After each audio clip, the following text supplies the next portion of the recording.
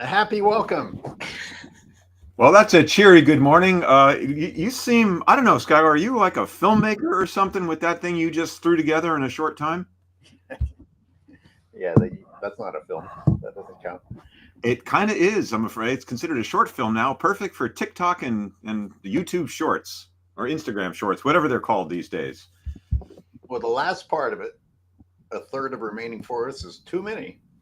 I put in there for you, um, and that's our main topic of the day. Jack has some pretty disturbing information to share.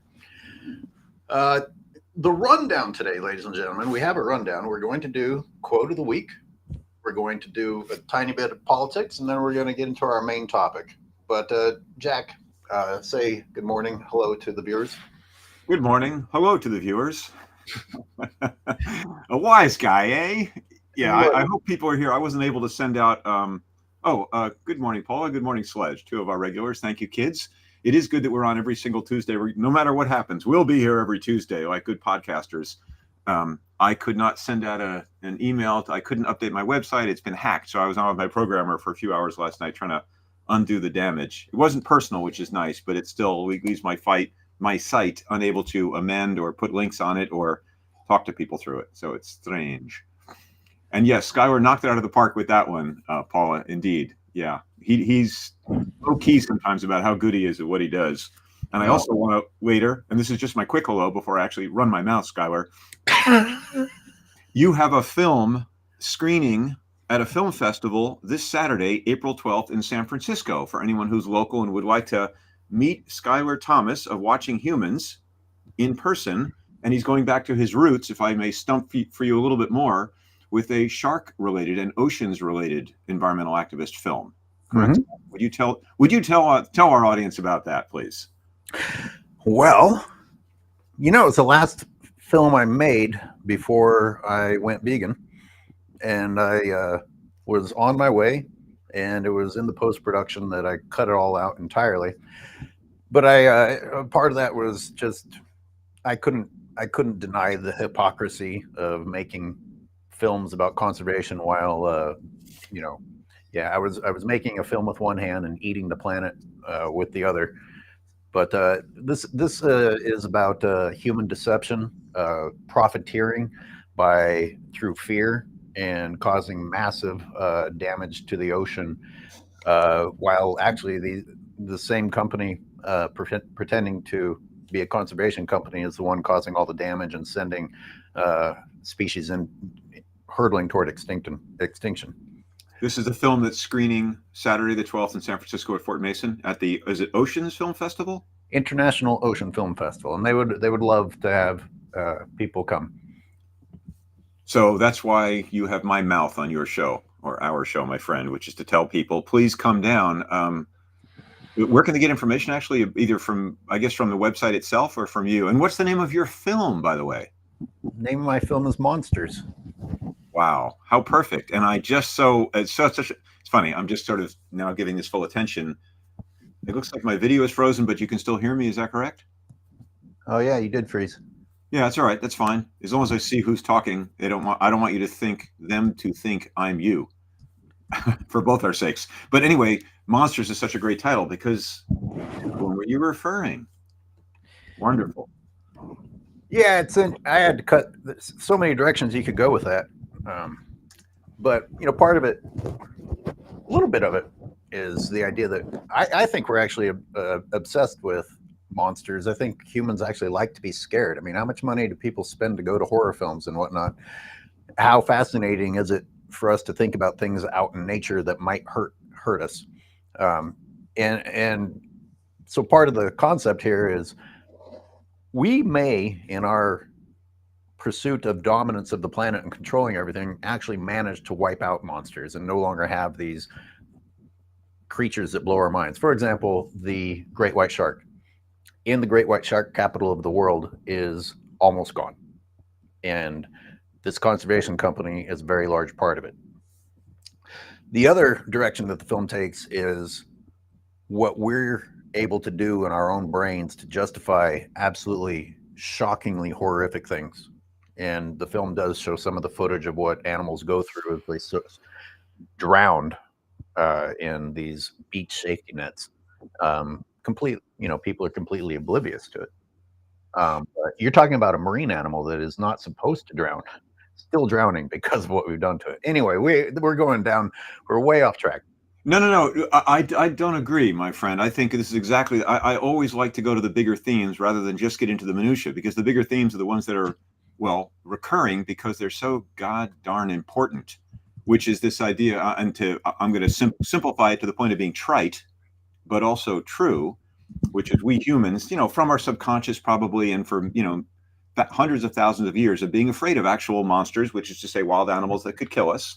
Whether it was, I don't even know whether we live with saber-toothed tigers. I'm not a historian, but there were actual dangers. Now they're imagined and stirred up by capitalism and social media, for that matter. Fear and getting people agitated to feel something, to feel anything, is profitable, right? And people want to go get scared. I went to horror films as a kid because I wanted to, wow, I feel alive, whoa, as a kid. But as adults, we should know better and then not project that imagined monster out onto the world. And then here's the profound / trite part of it.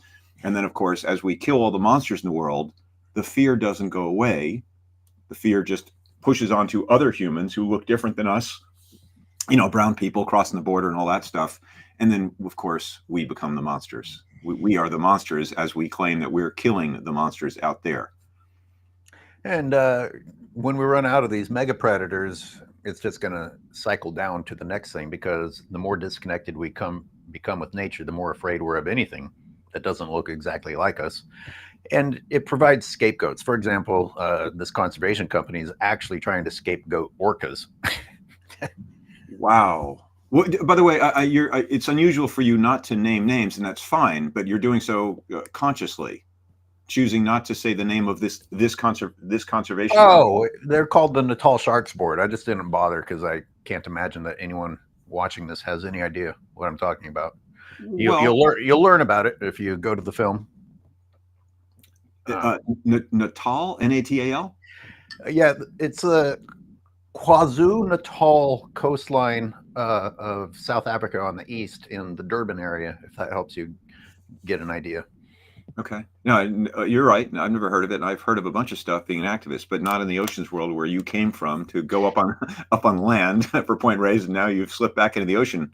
Wherever you feel called, my friend. It's great. You basically have the southern Cape of South Africa, where most of your great white shark films were made, the breaching, and then you go up along, and South Africa is massive. You go up and head north on the east coast, and you run into Durban, and then what's next? Mozambique.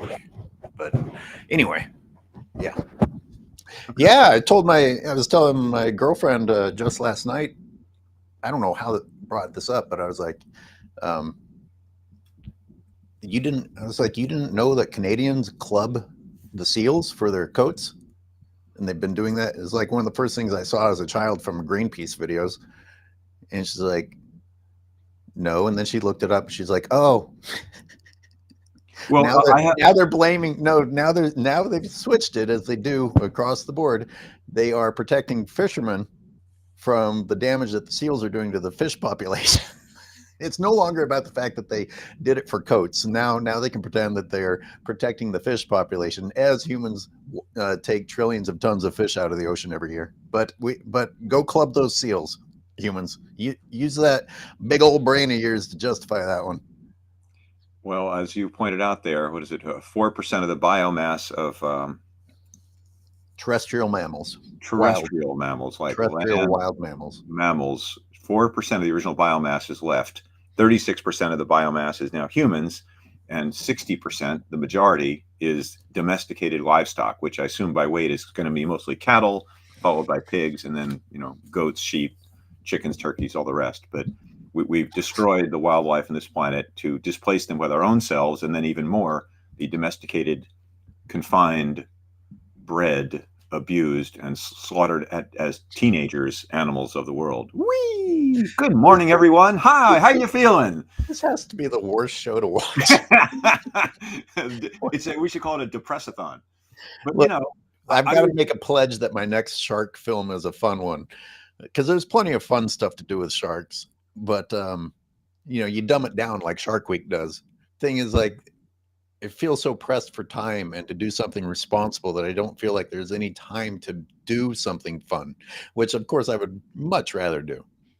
But Yeah. Well, you know what? It's. I'm so mixed about that. I mean, my prescription, which is so general and vague as to be meaningless, but is definitely, go out into nature, get away from the. And I'm at my computer more than I'm in nature. I mean, that's just the nature of my reality, which is, earning a living and doing what I want to do as an activist. But to have a little bit of joy and fun and reconnect every day.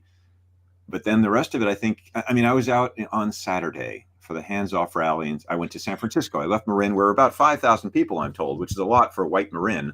Went to the Civic Center, and Congressman Jared Huffman, for whatever you think about him, at least he was there, on the anti-Trump train, thank goodness, the anti-fascism train, pro-democracy. Doesn't he represent Democrats still officially?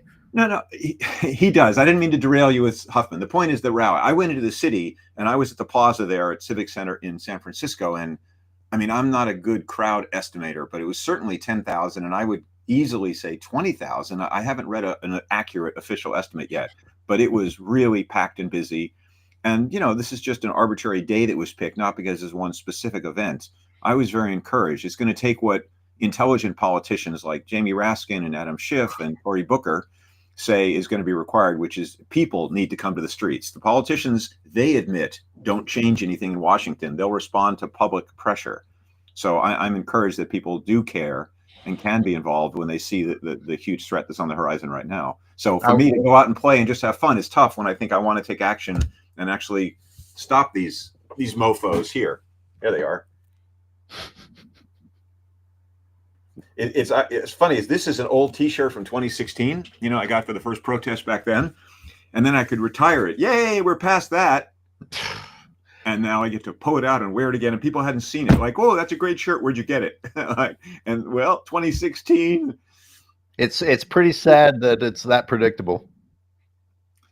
And you voted for him anyway, people. You voted for him anyway, didn't you? And Karen says, like the inside of my head, so she can relate to some of this stuff. And she says, I'm mad at Mike. I'm not sure who that is. Yeah, I missed that too. Well, if you want to type that into, tell us who it is. Paula, I'm very grateful for the real talk in a world where the loudest voice is so often self-serving lies. Yeah, I mean, my God, it's so common. It's so common. We don't even expect anything good from the people in charge anymore, I feel like.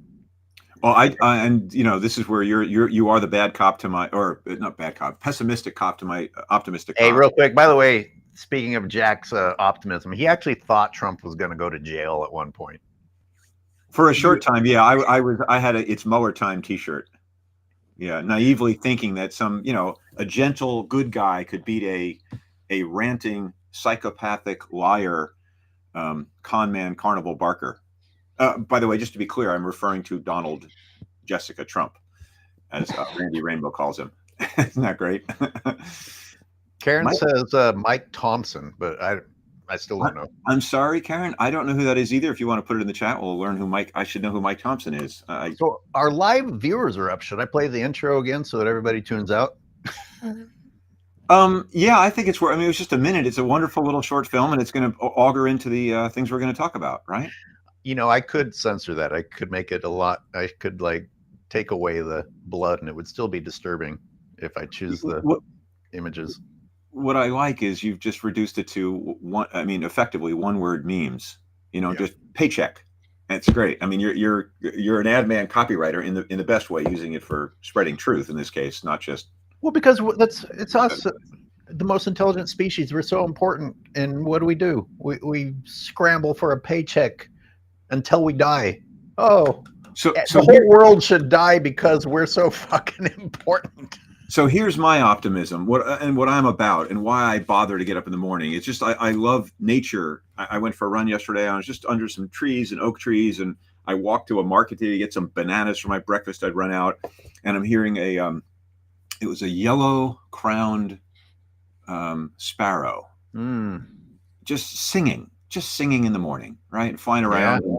Just love that sound. It's music to my ears. So I want to do what little I can as one person with a big mouth to wake other people up and motivate them. And that's what some politicians, the ones that are, generally a problem for me, are inspiring. Like Leah sent yesterday a link to hearings. God bless that Jamie Raskin and Adam Schiff are leading. I just went 30 minutes into it. It's a long thing, but they're doing hearings. They're interviewing 4 different attorneys who were just fired by the Trump administration and are willing to speak out about it. And it is inspiring stuff. People who are brave enough to not just fold like a lot of the law firms. So it's easy to get down on the big law firms who take the money and will go along with the rise of Hitler to power in 1930s Germany. You see it happening here, and some people are not. So the more voices that speak out, the more people that take to the street. I haven't given up yet. I don't think it's a lost cause yet, although it's easy to go there. I choose not to, because lost cause, you just quit, become passive, and then you create that horrible circumstance you didn't want. Well, I'm going to use that to move on to politics, current events, and Jack, I don't know if you can figure this out. Do you know the film that it's from? And do you know what's happening? Oh, is that a Quentin Tarantino film? Yes, this is Inglourious Bastards.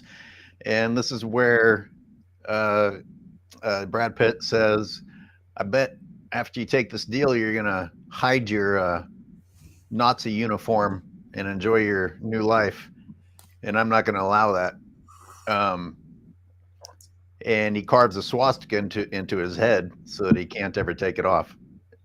And this is relevant because MAGAs, from what is going around, aren't wearing their red hats currently. People, you voted for the end of America. You voted for the end of the planet. You were very excited about it. You threatened people with violence and ran down voting booths with guns because you didn't want people to behave in a democratic way. So I think all MAGAs should have MAGA carved into their foreheads. That's today's news. More comments. Paula said, I saw it in full in your member channel. So she's a member of Watching Humans. Thank you, Paula. And thought it was incredibly heartbreaking and well done. Just brilliant. I'm assuming the film that you just showed a piece of she's referring to. She too loves Rambeat Rainbow. Karen says, I thought you mentioned Mike Thompson, the representative of the 4th District.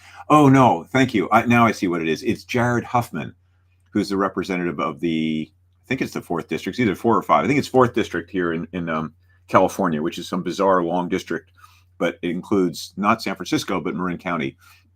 And yes, Paula, I agree. The bullies want us to give up. We won't give them that satisfaction. Here. Exactly. It is easy to go into despair. They would love that and be in inaction. And, Schuyler, for all your, being quote unquote negative or pessimistic, whatever silly label I want to try to stick on you, a moving target, you're making a friggin' documentary film and showing it at a film festival, complaining about humans killing the ocean life. So you are not passive. You're angry and bitter and nasty and mean and a freaking warrior for the environment in a way very different than me. You're a different guy, but you're fighting the same fight. So, good on you, man. Sledge, again, your politics suck. You know what? Yeah. I am in socialist California, Sledge, because guess what? I'm about eligible for Social Security now, which is a socialist program. I paid into a system, then I'm going to get some back. It's not what Elon Musk, who we might both agree to think is a scoundrel and a crook, calls a Ponzi scheme. That's just an outright lie and misleading people. The richest man in the world wants to get our Social Security money. Medicare, Medicaid, that's more socialism. So those labels are very tricky and sticky and don't mean what you think they mean. But it made him feel better. Did it make you feel better to type that, Sledge? Did it make you feel better? Hats off. You voted for the end of America, Sledge, but blame California. Well, Sledge, you and I could probably agree on some conservative doctrines, but it's not dismantling government. So what they're doing right now is not conservative politics. And anyway, it's a longer conversation. I don't like picking on people who can't represent themselves, so I don't want to do it too much because I don't know your exact thoughts about things. And you're probably a complex guy with many contradictory thoughts, just like everyone else is, including me. Right. Let's move on to the quote of the week, and we are looking at the fabulous Mendoza bloodline. God. And other fabulous dairy people in California. You want Socialist. to tell There's socialist California there sucking up taxpayer dollars. Guess who it is? It's the Republicans, because every one of these fucks is a MAGA. Anyway, here's the quote. Although sometimes in today's world people have to give to the public good, there is no need that the loyal dairy ranches of Point Reyes Peninsula give to an unnecessary park of minimal value that serve only a few. And Jack, that is Joseph Mendoza Sr., who was one of the ranchers who received the original millions of dollars, but fought it tooth and nail the whole way. And today, rewriting history, as Republicans do, is known to have partnered with the seashore and made it possible, when in fact he did everything he could to stop it, including flying to Congress to testify against it. And one of his quotes in Congress was to say how gross it is to create a national park that will serve only a few, when the reality is it has the dairy industry itself serves only a few. And that park in Point Reyes, Marin County can thank the Lord for that park, because that's where most of your money comes from. Thank you. And hang on, let's correct the lie. It's important to correct the lies. When the ranchers to this day say an elite few want to use the park for their, ecological nonsense, those few number in the, wait for it, millions. It's a national park which gets more than, 1.7 or about 2 million visitors a year from around the nation, around the world, visit that place because it's a national park. Whereas the ranchers are, by comparison, not even a statistic, a blip on the map. It's 18 owners or 18 leases or 22 leases, whatever the numbers are fluctuating these days. But it's just a few hundred people, including the ranch workers. It's wait, let me throw in a detail. Please. Of that relatively small number of ranches, most of them are owned by the same family. Yes, or it's not even diverse. It's not even diversified amongst that many families. It's a handful of families that have multiple ranches, and heavily subsidized by the public. They are, it's corporate welfare, although it's small business corporate welfare, if you will. And good morning, Leah. Good morning, Leah. I don't know what you mean by you couldn't share it, but you'll have to tell me later.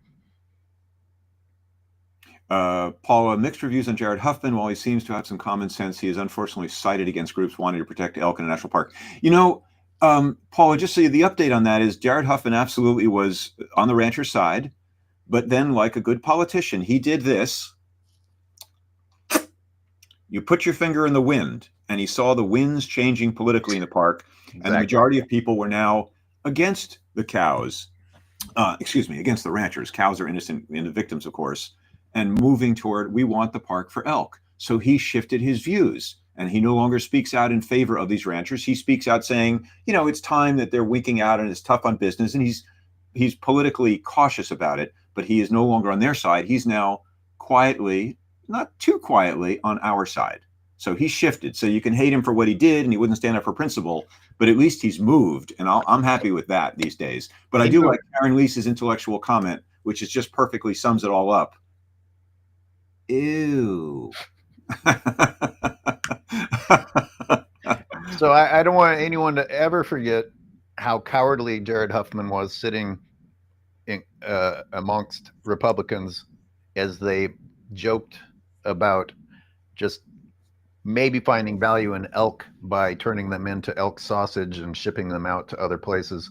And all he could do was sit there and sheepishly grin as he got just shat on. And this was at the time where he tried to pull a Trump and push through legislation without anyone even knowing about it, giving ranchers 20-year leases without anyone even knowing about it, without an environmental review, without an environmental impact review, basically without even a public comment period. Jared Huffman tried to do that. He did everything he could for the ranchers, and when we stopped him, he shifted. Don't ever give Jared Huffman credit. This is the sad state of human beings. Well, at least now he's on our side. He's a piece of shit surviving in any way that he can. And there you have it, folks. 2 radically different opinions from the Skyjack podcast, coming to you from California. And NC says, ignore the maggot, which is to say the gentleman who has different political views. And I choose not to. I'm very pleased that there are MAGA folks or even Trump folks who are willing to talk and engage. And I prefer that over violence any day, and talking and trying to convince people of things, usually in person, not so much on social media, where not much is ever accomplished to shift views. But again, we don't all have to agree on that. Laura throws in, of course, whole food, plant-based, whole food. I don't want to say this too quickly. Whole food, plant-based for the environment and health. Be vegan for the victims.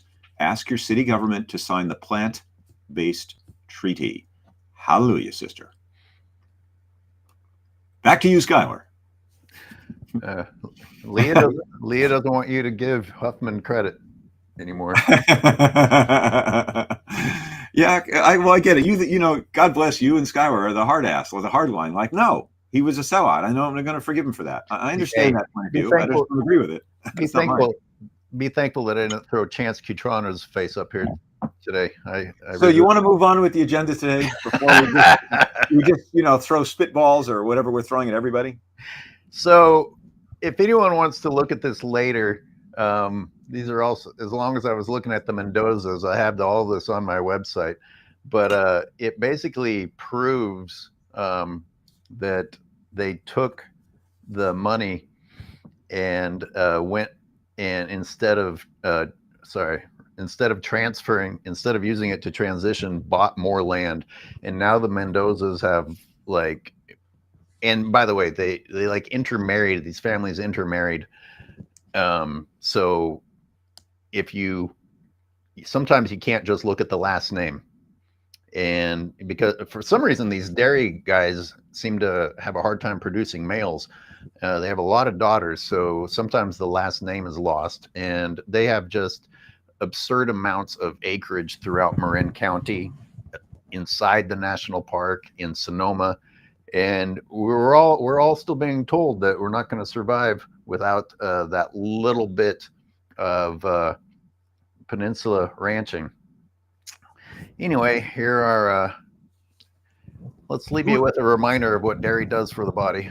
Who is that? Who is that?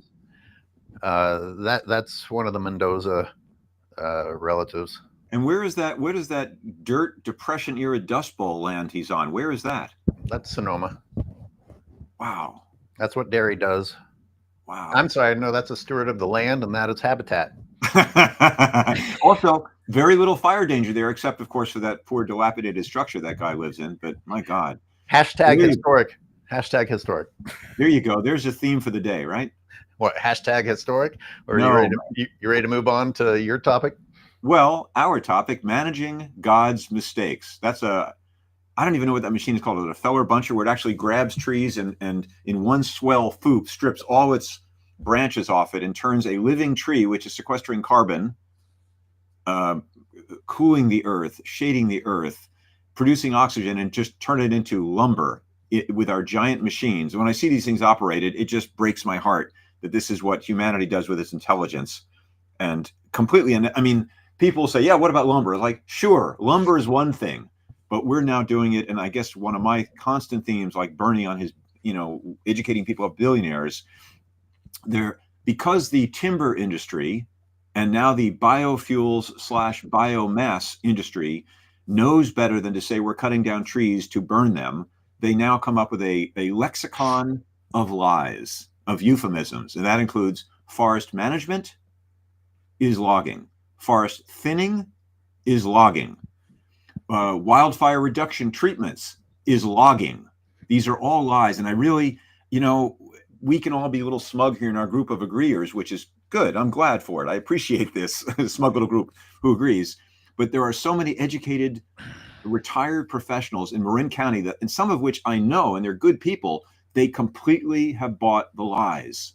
And I'm specifically getting involved, or am involved, and continue to be involved in Tomales Bay State Park Forest, which is on the Point Reyes Peninsula. I learned about it, this beautiful forest, which has never been logged. And I was on a tour there, which is what I did want to talk to about, Skylar. So thank you. About 2 weeks ago, I went with Fleur Dawes, God bless her, of In Defense of Animals. And it was about 20 people who represent various agencies and industries.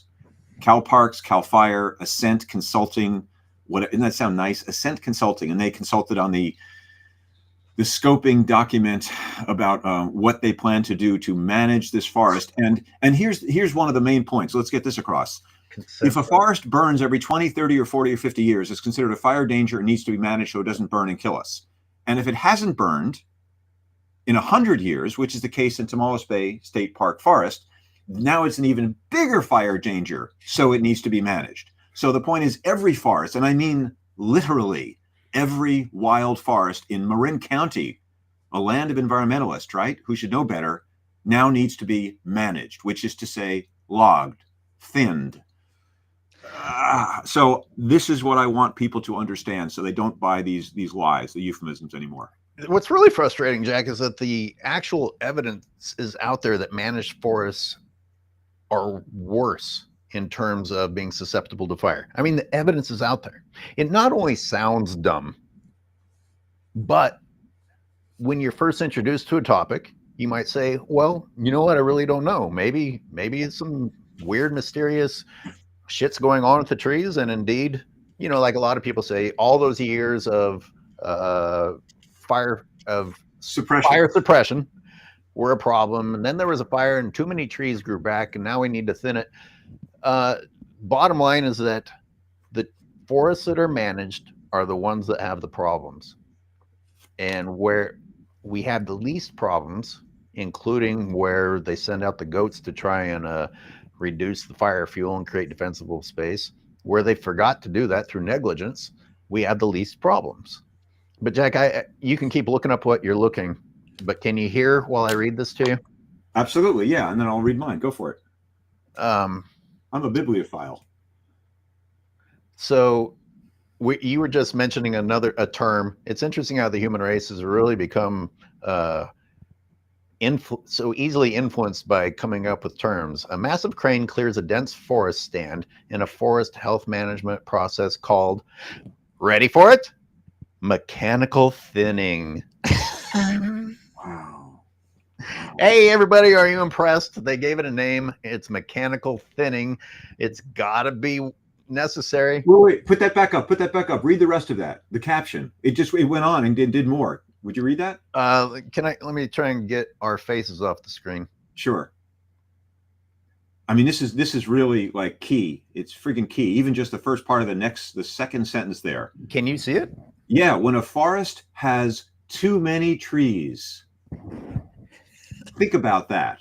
A forest has too many trees. This is what I should have done with the ranching issue at the Marin Coalition, is just pick one image and just drill down into it. How do they determine that a forest has too many trees? Thank you, Jack. Who decides a forest has too many trees? Because as you put up, nature is dumb. Trees don't know what they're doing. Forests are stupid. We're smarter than the forest. We know there are too many trees in that forest. It's too many Jews in Germany. And I'm going to go there because I'm Jewish. It's just, I mean, and people, I'm not surprised at the lies by industry to do this. What's disturbing, and I don't expect, is people to believe lies that are so extreme. And on this show, we can all agree probably, and perhaps Sledge does too. It'd be interesting. But more people need to understand the extent of the lies, and it's being accelerated now by our pathological liar in chief. And the other word from my 1956 Webster's New World Dictionary, one of my favorites. Dictionaries are still better than what's available online because this thing hasn't been put online. The word sophistry. I'll put on my old man reading glasses now. Like Chuck Schumer. I'm going to read from the dictionary. Sophistry, from the sophist of ancient Greece. Unsound or misleading, but clever, plausible, and subtle argument or reasoning. Methods practiced by the sophists, and the sophists, of course, were in ancient Greece, group of teachers of rhetoric, politics, philosophy, some of whom were notorious for their clever, specious being false, but reasonable sounding arguments. So that is what we're up against, this whole tissue of sophistry now about forest management. Too many trees in that forest will thin them. that means we're going to cut down a whole bunch of trees. By the way, that wasn't a crane. I'm not sure what it's called, but it's certainly not a crane. So the caption is so erroneous and misleading and destructive in so many monstrous ways. Let me jump in here because we do it across the board. Too many sharks. Well, who decided that? How do you know how many there's supposed to be? 20 years before I turned vegan, on my shark blog, I wrote something. How many sharks is too many sharks? There's 500 species doing different things because they were created with a purpose. We have a questionable purpose, and therefore we sit here in judgment without anything to actually do, helping the planet, deciding how many of everything else there should be. It started with sharks with me, but any topic that I get into, it extends to. The seal thing that I talked about earlier. Well, there's hardly any left, but there's too many because we got to protect the fish that the fishing industry is depleting. The Japanese use the same excuse for whaling. They say that the whales eat too many fish, therefore we have to keep whaling.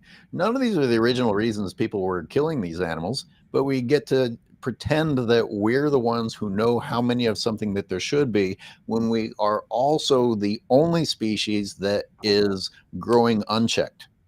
I mean, you can't. Can anyone look at the human race and tell me that things are improving for us? That the correct genetic line is being passed on? Like, just for fun, for a change from all the shit that I usually watch, YouTube caught me showing Family Feud and the dumbest answers people provide. What a freak show. What a goddamn freak show, physically and mentally, the human race has become. And we're the ones sitting on a throne deciding that, 500 great whites left on the planet is more than we need. Have you seen the animated short called Man? Of course. Okay, I mean, it's just, and he ends up on the throne of destruction at the end. I mean, perfect. A throne is a good word. But we were heading to that, and we're still excited about it. Well, that's what I realized. Sort of like, well, when Trump takes office and starts taking away your Social Security and your Medicaid and your prescription drugs, then it'll affect people, and it will. It'll affect some, except the true believers are not going to shift just because of I mean, they'll, as I keep saying, the analogy I make is the followers of Jim Jones followed him to their death, to their own demise, like the multi-millionaire televangelist who says, "I need more of your money so I can buy whatever I'm going to buy to help the ministry," and he's buying another jet or whatever. There's no end to it. There's no like, aha, now they'll admit they were wrong. That's not how people work. And it's rarely successful in pushing someone and saying, you admit you're wrong. It's just the ego does not accept it. No one's ego accepts that. And yet at the same time, you got to say what you got to say about the truth of these things. Paula, that's actually a really thought-provoking comment. Thinning forest results in a zoo for trees. Because a lot of people praise humans for zoos because, oh, look, we're preventing extinction by keeping these animals in captivity. I'm like, well, you've erased the entire purpose of that animal existing on the planet. Now it's just a prisoner that you look at and can say, technically, it's not gone. But why? What's the point? And the forests now are not doing what forests are supposed to do. Ladies and gentlemen, forests are homes.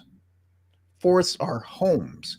You remove what you think can be removed and have this thing that looks like the new urban landscaping policy of nothing in between the plants that you decided can be there. That's not how creatures exist. In fact, you're preventing all the other creatures from existing with this policy. And so it is. It's like a zoo. It's like a human could walk through it and be like, oh, look, this is nice and neat. That's the number of trees I want to see. And there's absolutely nothing in my path, which is how I like to walk. That's a fucking zoo. That's not what a forest is supposed to be. Indeed. Good comment. Yeah, indeed. And again, back to this tour I took, which was so depressing. I met this intelligent, gentle guy. We got into a conversation. He was in his probably mid-30s. First name was Timothy. And of course, he's working for one of these agencies. So it would be very difficult for him to, break from the party line and then be out of a job. But he was explaining how, no, you should come see. We've done some stuff, and he's in a different county. I don't want to pick on him again specifically, but he again believed in forest management. And I asked him, what, even herbicides? Like, really? And he was long. It was this train of people, 20 people ahead of me on a path walking through the forest. And to this man's opinion, just completely cut off from the beauty and the life all around them. And they'd walk to a spot, and the woman from Cal Parks would talk about what they're going to do in these abstract terms, just completely abstract. And I even tried to pin her down once, and this was filmed by Fleur, so we actually have a record of it, saying, would you specifically say what you're going to do in this spot? What machine tools, on what trees, roughly what area? And of course, I mentioned this last week, but I'm going to keep mentioning it. She couldn't do it. And she even deferred to, well, the Indians are great in Rancheria, who are the experts with traditional ecological knowledge, are going to be guiding us, and we won't know about 10 days before. So basically, I don't know. And I said, could you take it to an area in this forest where you do know what you're going to do with masticators, which are giant industrial lawnmowers that basically kill everything on the ground in their wake, in their path, and leave destruction in their wake and cut down trees. And no, that was the last stop in the tour. And no, I'm very polite, and the corporate speak. Wow, good job, Jack. Good for you. Oh my God, Skylar. Anyway, if anyone on this, Karen, apparently we've met, and I'm sorry, I'm great with faces, I'm terrible with names. Karen and Paula, I want to lead a demonstration. Well, remember, you were naked. Always with the naked. I never mentioned it, and you're obsessed with it, Skylar. Just ask me outright. I know you're begging for me to do a portrait of you naked, hugging a shark, whatever. I'm happy to do it. Just have the courage to ask, my friend. So me naked with a shark.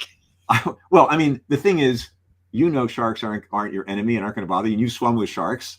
You've divened with sharks. So naked doesn't matter to a shark. It only matters to stupid humans who are uptight about their own bodies.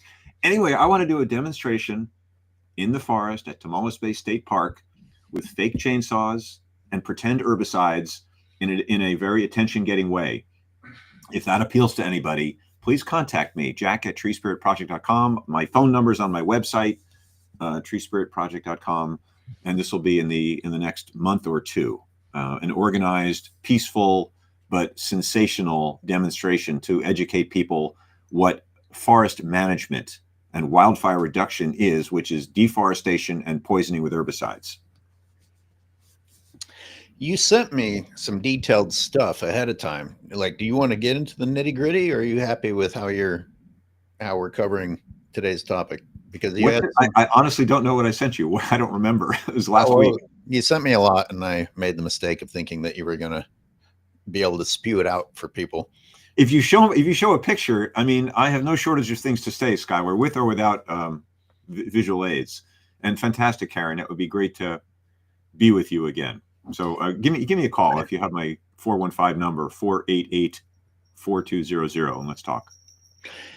You started today talking about birds, and I had the same start this morning. I got up very early because I have to where I live, because humans are so proud of their mufflers and their leaf blowers and racing to work. And it's just the birds get drowned out, and yet they keep trying. They keep trying. And I feel like we've really not done all these creatures an injustice. But where I was where I have been pulling invasive plants and replacing them with native plants and seeing how excited animals are to return to the area. Sadly, usually I have to be blasting some jazz or something to drown out the humans, because even out there in the woods. But something is continuously the same, true, where humans aren't managing things, you see the most health. I see the most native plants trying to return, and nobody's looking. That's what pisses me off so much. Nobody's looking, and they're happy to jump on these things that Cal Fire or Cal Parks or any of these people say, or these tour guides. You ask the most simple questions that you could. Those are very simple questions. No fucking idea. And every single person that I've tried to track down to say, can you show me one example in which your goat grazing program has actually achieved what you claim it's achieved? Well, what they'll say is, look, there's no fire near that community because we've destroyed the vegetation. It's bare dirt, and bare dirt doesn't burn. But of course, other problems with bare dirt, no? Oh, in some cases that happens, but the other case is a proliferation, an increase in the species number and density of the wrong plants. The exact opposite of what claims to happen is happening. Nobody, I mean, it's as obvious as you could hope for the evidence to be, and nobody's looking. We just have to stop calling ourselves intelligent species if we aren't going to stop and use our brains. What's the fucking point if you won't even look and think? I mean, who is it who always says it's the bad guys in movies that say that humans want to be ruled and we are actually sheep? Well, shit, it kind of seems true. There's a lot of truth in that, yeah. And you know, in people's defense, just to be yin and yang here as we do, even though my smug smirk smile is frozen, but you can still hear my voice. People are beaten down and overworked. And you know, it worked. You hit the pause button on Jack. I did not. I was going to say we got the worst of both worlds. We can see your face and still hear your voice. And you say the sweetest things, honey. Well, you know, the naked picture. It's okay. I prepped with that video, and then I had the Mendoza bit, and yeah, today was not the best day for any MAGAs to be listening because I was not kind. I'm gonna go get a beer. I don't know if we lost Sledge forever, but today was a rough day for him. If you and Sledge want to chat while I run downstairs, I appreciate Sledge. I mean, we need more people of completely different viewpoints to engage. And of course, we have the microphone and our voices here, and he's just got the chat. So that's not necessarily the most productive. And I don't know that our one-on-one conversation, which would be best for our exchange of ideas, the three of us, is entertaining. And I'm kind of, I guess, always part showman, aware of you got to keep the conversation moving for these podcasts, or it does get boring if we just drill down into one thing forever. How about a pick-me-up with the Doobie Brothers? Why don't you show your film again if people missed it at the beginning? Yes, please. I mean, what do you call it? You're not calling it a film because you've got high standards. I don't know. It's 5 minutes.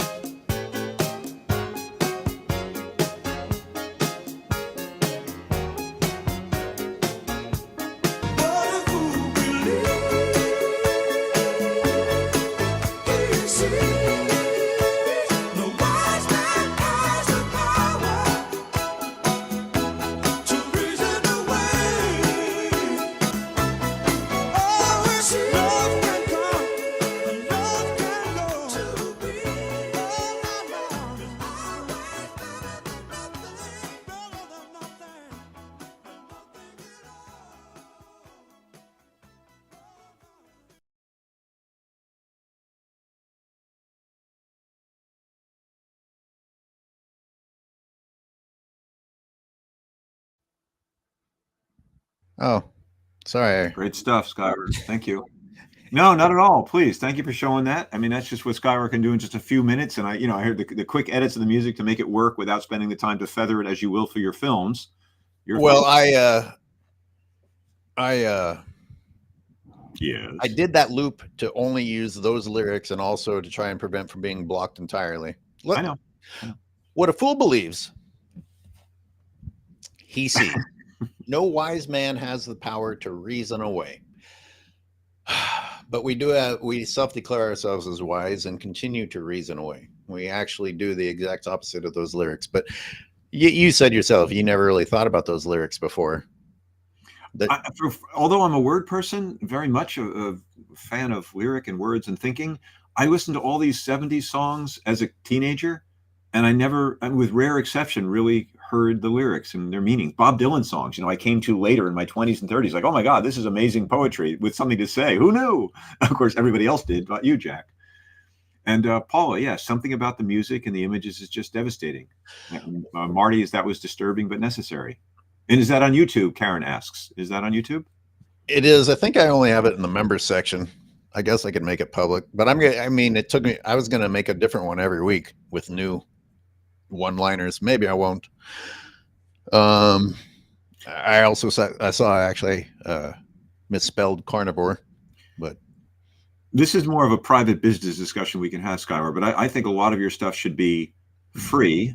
And I know you were doing that for a while and then you get no money, but it's free so people can become fans and really appreciate you. And then the argument is they can be more inclined to want to support you as opposed to they can't see the good stuff until they pay. And that's a business thing. I'm not an expert on it, but it's kind of the psychology that works for me.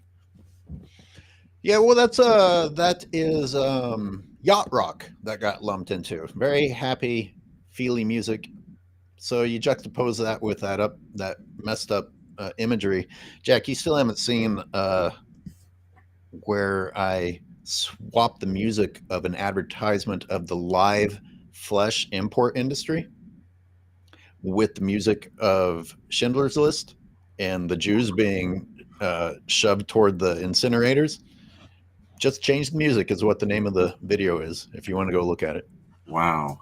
So, Karen, are you the one who says that you saw Monsters, the film, in the members section? You have that film available to see in the members section. Yeah, I forgot that I did that. Okay. Well, I mean, it's not an issue, and more different audiences will see it live, I hope. But I do want to get some people down to see your film or more people on Saturday, this coming Saturday the 12th. Leah and I are going to be there, and if anybody is in the area that wants to see Skylar's film about oceans and sharks called Monsters, it's this 1:00 at Fort Mason as part of the, World Oceans? International Ocean Film Fest. I put the link up a couple of times. Okay, the link is there. International Oceans Film Fest. Tickets you got to buy a ticket online, but it supports the festival and indirectly then Skylar, and you can meet Skylar. I will be there. It'd be great to meet you in person. And I mean, the other thing that I was reminded of on Saturday when I went out to the Hands Off Pro-Democracy rally, I wasn't sure whether I'd be depressed, because we're fighting and it's so hard and what are the chances and all that. But I was actually really encouraged that there's, the strength of human community in person, much, much better than on machines and computers and all this tech stuff we all use and need, I suppose. But you're not alone. And it really, really helps to be in large groups of people that are like-minded on kind of clear-cut issues in my mind. Although I suppose they're not. Oh, Paula, you're asking about the 1 p.m. 1 p.m. The Schindler's List thing. And then Karen's asking, is it 1 p.m.? Cool. I didn't even know. There's the advertising guy, Skylar, you artist, you. Yeah, it's 1:00 at it's on Pier 2, the Cowl Theater. Rhymes with owl. But anyway, if you get Jack there, will be there. Come meet Jack. Come meet Jack, right. Come meet Skylar. Oh, wow, this is great. Mark Twain, never argue with a fool. Onlookers may not be able to tell the difference. There you go. I thought he said, don't. Now, this is, of course, not a vegan message, unfortunately, but don't wrestle with a pig. You'll get covered with mud, and besides, the pig likes it. But that's, of course, unfair because we put pigs in mud and call them undirty and messy because, we're monstrous humans who don't think they're equivalent to us.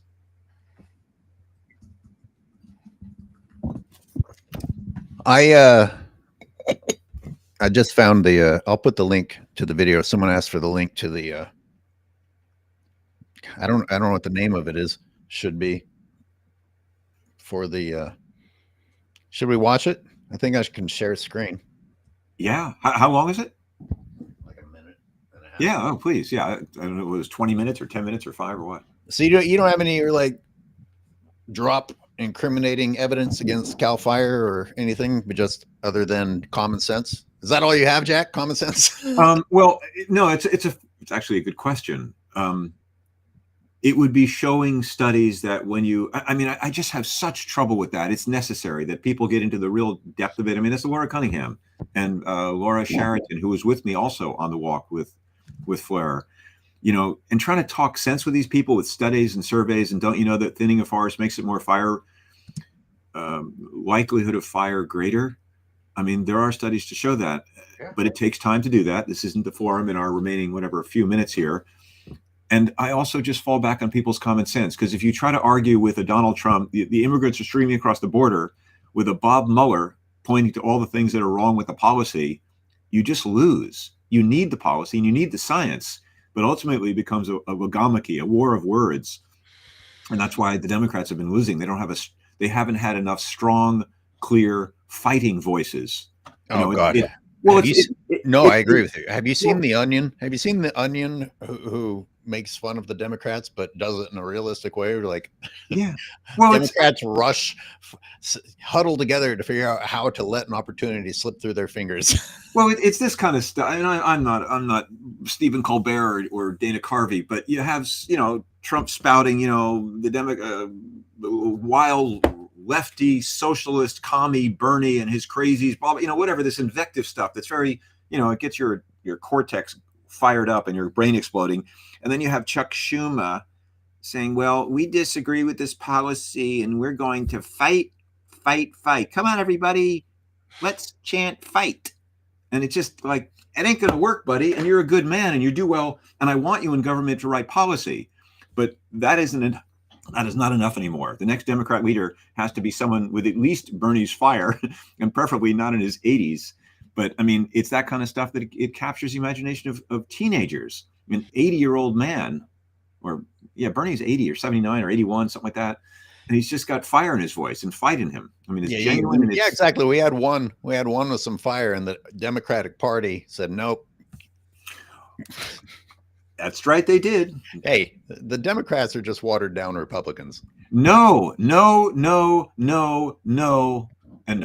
It's not, they're all the same. If you do that, it's just encouraging more Trumpism. That's the damn thing. Democrats are flawed, to be sure, and weak and blah, blah, blah. And they actually, to some extent, although corrupted by big business, believe in a democracy and believe in participatory democracy with voting. The Trump administration, the Trumplican party now, the Retrumplican party, does not.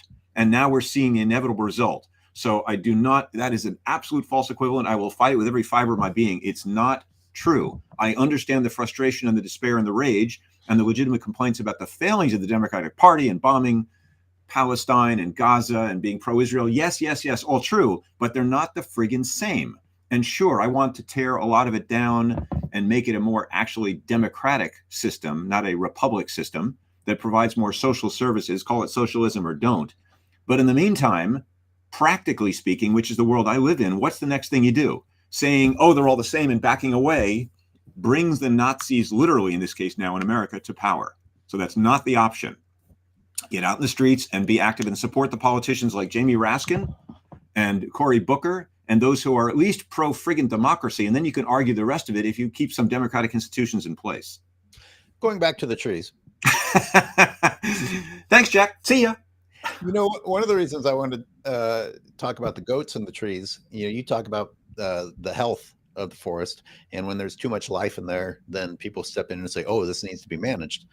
Well, in the spot that I was looking at, that the goats haven't been grazed, and I was noting the different native plants fighting back. Jack, the big oak tree allowed for the smaller tree under it, and the smaller tree under it allowed for this plant, and that plant allowed for that plant. They all needed each other. And it's really, I understand most of us don't think that way. I didn't either. Like, it was all green shit. Now I know the actual difference in the plants. But for the people in charge not to understand the ecological necessity of each one of those for each other's survival is what really, really bugs me. And all people have to do is ask questions. You asked very basic questions and they couldn't answer them. It's so clear that these are people who are hired to tell people something and don't know more than what they were told to tell. And that's who we're letting into the lives of wildlife. And some of them they have degrees in ecology or biology, and they've sold out, like lawyers who take bribes and won't uphold the laws. So standing in a forest where the plants are in a wildly interconnected, intricate, unfathomably complex, designed by nature or life or evolution or God, whatever you choose to call it, way beyond our understanding. I'm standing in there and saying, good plant, let him live. Bad plant, interfering with good plant, kill the bad plant, is so monstrously simplistic. And of course, always as we're on about killing, killing, killing, I don't know how to say, well, let me bring out a scientific paper and argue that. I just speak common sense to people, just to try to break through the clutter. Like the whole thing about, well, let me prove with a study that pigs suffer at the small farm and the organic pig farmer. Like, how do you kill a pig humanely is the question to ask. How do you lovingly sneak up on it and slice its throat by the thousands every day and call that humane? Right. Just common sense. It's not rocket science, for heaven's sake. Jack, do you know the song "The Trees" by Rush? I don't know it by name. If you hum a few bars, I don't know it. Sledge asked you. I don't know Sledge, but I'll look it up afterwards. I've heard most songs people throw at me, but I don't know that it's by Rush. Thank you for the question. I'll check it out. And welcome back, Sledge. I don't mean to drive you away. I don't think we mean to drive you away. And whatever happens in the chat is separate from what goes on here as well. Well, as he pointed out, he's the only one that has called it. No, someone else has, but he's close to the only one. Yeah. No, Sledge is a good guy. He's proud to be an American in a republic, he says. I came from a socialist nation. Interesting. Which nation is that, Sledge? Oh, he tried to call in, he said. Today? I didn't put a call-in link up, so that's probably that would explain why it didn't work. Yeah, sorry, guy. We're also, oh my God, do you realize it's 10 o'clock? We somehow managed to fill an hour, Skyward. Can you believe it? All right, do you want me to play the Schindler's List video to end the day? I think we all do. Yes, I can hear the crowd out there clamoring for it. Okay, please. You're gonna suffer through a little weird bit here while I try and find it. And then we'll come by and say sayonara. But we can meet anybody on Saturday, April 12th. Skyward and I will be in person at the screening of his film at the International Oceans Film Festival in San Francisco at Fort Mason at the Cowell, Cowell Theater. 1 o'clock, Saturday, this April 12th. I'm gonna have to go with the share screen option. And I see, Sledge, it's about the maple tree and the oak, so I will check out. Yeah, Paula, exactly. The hour goes by. It's even faster on our end because we're, I'm especially running my mouth while Skyward's trying to throw up some artwork. Sledge came from England. Oh, wow. Interesting. What town? And Karen, thank you. You guys are awesome. Well, we think you and other audience members are awesome too. And I hope to have my website back up and functional from its hack by next week so I can put some more stuff up there and advertise the next Skyjack podcast next Tuesday. So thanks, everyone. I think we're going to come back after Skyward runs his film. Yeah, I'm keep just stalling. talking because I don't know what the hell's happening. But gee, Skyward, how can you ask a guy like Jack to keep talking? What would I ever talk about? Come to my film festival, everyone, and listen to Jack talk. I'm going to introduce Skyward. Oh, sorry, we've run out of time to show his film. But hey, it's been nice talking at you. My favorite thing is actually stand up on stage with an audience, as I've done with Tree Spirit stuff, and people know they're not naked, Skyward, and just back and forth. Have people throw random questions up and engage with people that way. I like back and forth more than I like lecturing, believe it or not. Sorry, bear with me. I don't know what the hell. Yeah, that's fine. So I will look up the song by Rush. Who else? Cory Booker Sends Weapons. Yeah, I know. There's only like 2 people in Congress, Karen, who didn't support sending weapons. So I totally agree. And there's great, editorial cartoons showing the U.S. government, and for that matter, the Biden administration, sitting by a conveyor belt, sending missiles, weapons down a conveyor belt right to Bibi Netanyahu, and lamenting, how can we stop this terrible war and slaughter in Gaza? And there's a big emergency stop button right near the U.S. representative and Uncle Sam hat sitting by the conveyor belt, and you could just hit that button and stop it, but keep sending weapons. So sure, yes.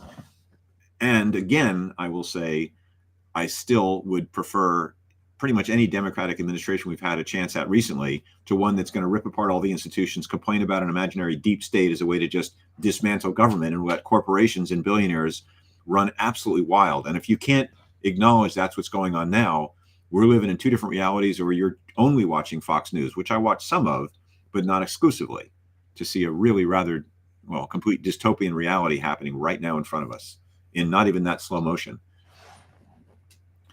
2 ears, 1 mouth. No, Sledge, I'm sorry. I have 2 mouths. I speak out of both sides of it, and Well, I also have 2 ears. So you're trying to queue up a short film to show folks here that we will end with, and I guess I could just show it next week. I don't understand why this is so difficult. It's absurd.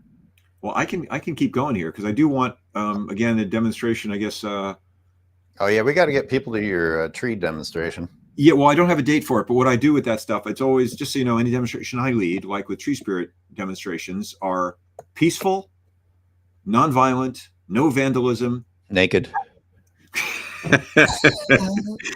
Oh, you're so typical, Skyward. You have no idea. It's like making fun of my last name. Yeah. I heard that one in kindergarten, for heaven's sake. You know, it's Jack Gesundheit, Chew.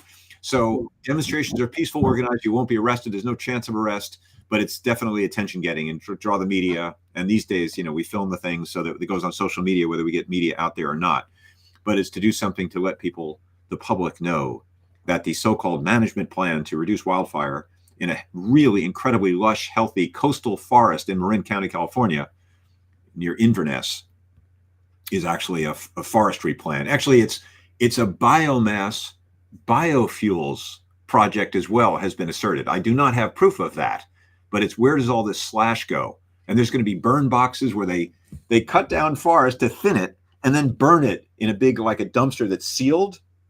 I don't know that they're making biochar, which is, you know, like this man-made charcoal. I mean, it's cutting down living forest to burn it. It's insane. And of course, it's a biofuels and biomass industry in the southeast of America, cutting hundreds of thousands of acres of forest and shipping it overseas to be burning in European and Asian coal plants. It's Guess who sells biochar? I don't know. Kevin Lunny is one of his many businesses. Seriously? Mm-hmm.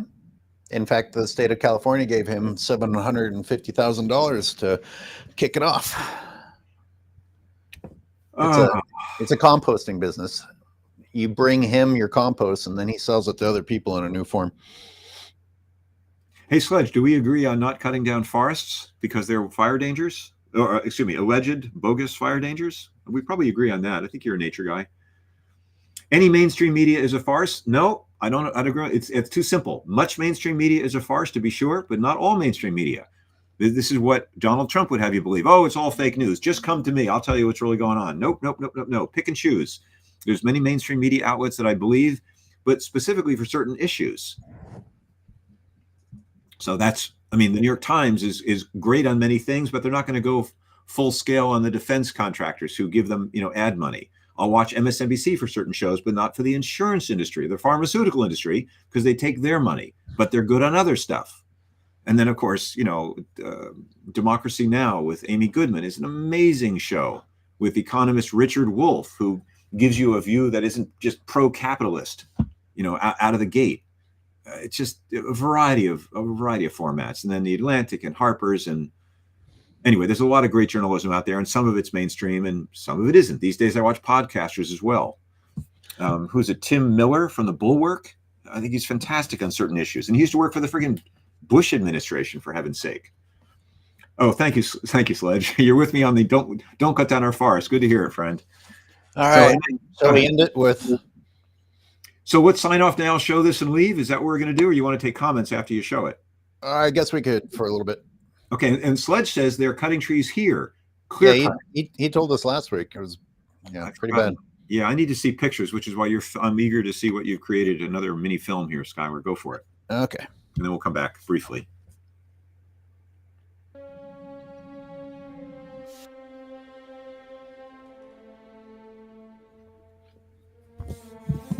So remember, I swapped the marketing music.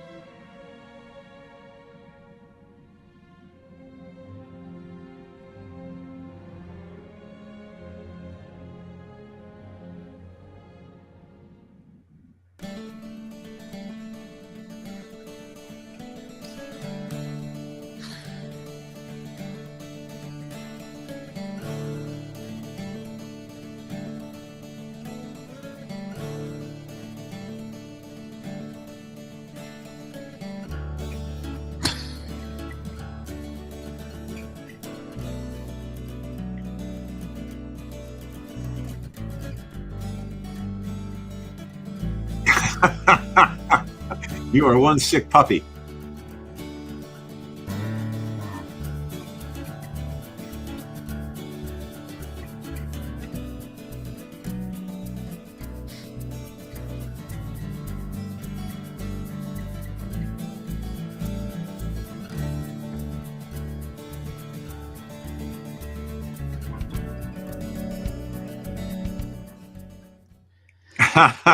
So, so who's sicker, me or the person that actually used that music to make the shoving of those animals on their way to death?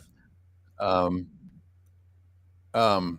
who's sicker, the person that actually did that with that music to fool people into thinking that what was happening to those sheep was a good thing? So to Or be me. clear, the second music you used was from, you just switched the music? It's the exact music, the exact marketing music used for the live export advertisement. And that was the Schindler's List music that I swapped.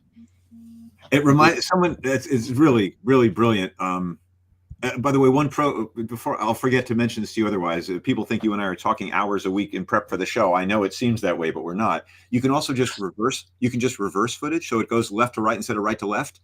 And that sometimes won't get picked up by YouTube as footage you've taken elsewhere. I've also done, animated overlays, which in this case is not what you wanted to do, but an animated overlay also renders it unrecognizable. In my case, I've had good luck with that, FYI.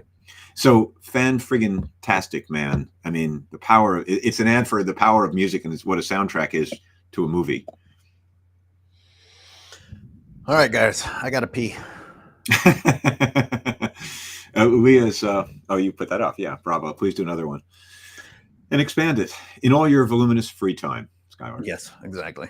So much free time that Jack and I prepare for this for 10 seconds before every show. Anyway, if anyone does show up this weekend, I'll see you there. Come say hello, identify yourself. So 1 p.m. we'll see you. You will see all you folks in person. You, me, and Leah, who's our friend and compatriot, fellow advocate and activist and supporter of the show. This Saturday, April 12th, 1 p.m., Fort Mason at the International Oceans Festival, and see the world premiere in person of Skylar's new documentary film called Monsters. Karen, I know exactly what you mean. She says, I'm almost ashamed to say that I felt worse for the animals than the humans. Both are animals, so she means the sheep. Well, you know what?